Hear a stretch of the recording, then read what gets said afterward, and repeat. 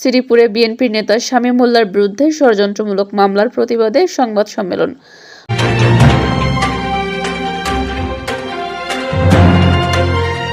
দর্শক, স্বাগত জানাচ্ছি বিবিআর নিউজে। শুনছিলেন সংবাদ শিরোনাম। শ্রীপুর গাজীপুর থেকে ওসমান গনির পাঠানো তথ্যচিত্রে বিস্তারিত দেখুন। শ্রীপুরে উপজেলা বিএনপির নেতা ও বিশিষ্ট সমাজসেবক আখতারুজ্জামান শামীম মোল্লার বিরুদ্ধে ষড়যন্ত্রমূলক মিথ্যা মামলা দায়েরের প্রতিবাদে সংবাদ সম্মেলন অনুষ্ঠিত হয়েছে। আজ স্থানীয় বিএনপির কার্যালয়ে আয়োজিত এই সম্মেলনে শামীম মোল্লার রাজনৈতিক ভাবমূর্তি ক্ষুণ্ণ করার অপচেষ্টা বন্ধের তীব্র দাবি জানান স্থানীয় নেতাকর্মী ও সাধারণ মানুষ। উইদাউট ইনভেস্টিগেশন শ্রীপুর থানা পুলিশ কর্মকর্তা কার ইন্ধনে এবং কার কথায় এই মামলা নিয়েছে আমি আপনাদের কাছে সাংবাদিক ভাইদের মাধ্যমে জানতে চাই। কার প্ররোচনায় আমার নামে এরকম একটা মিথ্যা বানোয়ার ভিত্তিহীন মামলা দিয়েছেন এবং যে মামলাটা দিয়েছে। সংবাদ সম্মেলনে লিখিত বক্তব্য পাঠকালে আখতারুজ্জামান শামীম মোল্লা অভিযোগ করেন, তিনি আসন্ন ইউনিয়ন পরিষদ নির্বাচনে বরম ইউনিয়নের চেয়ারম্যান পদপ্রার্থী হওয়ায় একটি কুচক্রী মহল তার উপর ক্ষিপ্ত হয়েছে। তিনি বলেন, আমি বরম ইউনিয়নের চেয়ারম্যান পদপ্রার্থী হিসেবে সাধারণ মানুষের বিপুল সমর্থন পাচ্ছি।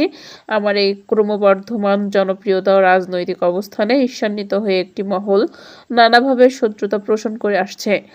তার ওই ধারাবাহিকতায় সম্পূর্ণ ভিত্তিহীন ও বানোয়াট অভিযোগে আমাকে এই মিথ্যা মামলায় জড়ানো হয়েছে। শামীম মোল্লা তার বক্তব্যে আরও কিছু গুরুত্বপূর্ণ দিক তুলে ধরে বলেন, মামলায় যেসব কাল্পনিক ঘটনার উল্লেখ করা হয়েছে তার সাথে শামীম মোল্লার কোনো দূরতম সম্পর্কও নেই। তাকে নির্বাচন ও রাজনৈতিক মাঠ থেকে দূরে সরিয়ে রাখতে এই গভীর ষড়যন্ত্র করা হয়েছে বলে তিনি দাবি করেন। তিনি উল্লেখ করেন, এই মিথ্যা মামলা কেবল তার উপর ব্যক্তিগত আক্রমণ নয়, বরং বরম ইউনিয়নের সাধারণ মানুষের আস্থার উপর এক বড় আঘাত।